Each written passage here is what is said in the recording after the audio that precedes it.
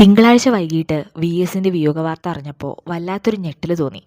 അദ്ദേഹത്തിൻ്റെ പ്രായം, കാലങ്ങളായിട്ടുള്ള രോഗശയ്യ എല്ലാറ്റിനെക്കുറിച്ചും നമുക്ക് അറിയായിരുന്നു. എങ്കിലും മനസ്സിലൊരു മുള്ളു കുടുങ്ങിയ പോലെ വല്ലാത്ത വേദന. ഒന്ന് കരയാനാണോ, ഒരു അന്ത്യാഭിവാദ്യം അർപ്പിക്കാനാണോ, തൊണ്ടയിൽ എന്തോ ഇങ്ങനെ വന്ന് വിങ്ങുന്ന പോലെയായിരുന്നു.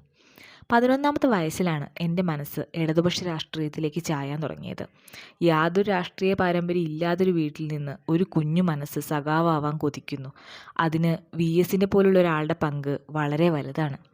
പിന്നീട് കോളേജ് രാഷ്ട്രീയത്തിലൊക്കെ സജീവമായിരുന്ന സമയത്ത് ആൾക്കൂട്ടത്തിൻ്റെ ഇടയിൽ ഒരു അണിയായിട്ട് നിന്നിട്ട് ഞാൻ വി.എസിനെ ഒന്ന് കണ്ടിട്ടുണ്ട്. കോളേജിലെ അവസാന വർഷമൊക്കെ ആയപ്പോൾ പ്രത്യക്ഷ രാഷ്ട്രീയത്തോട് എനിക്ക് ഒരുപാട് വിയോജിപ്പുകൾ വന്നു. പക്ഷേ വി.എസ് എന്ന യുഗപുരുഷനോടുള്ള ആരാധനയ്ക്ക് മാത്രം ഒരു കുറവും വന്നില്ല.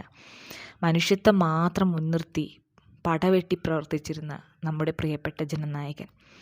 മുരുകൻ കാട്ടാക്കടയുടെ വാക്കുകൾ കടമെടുത്തു പറയുകയാണെങ്കിൽ, പ്രിയപ്പെട്ട സഖാവേ, നിങ്ങൾ ചുവപ്പു രാശിയിൽ പിറന്ന സൂര്യ തേജസ് തന്നെയാണ്, അസ്തമിക്കാത്ത നിത്യതാരകം.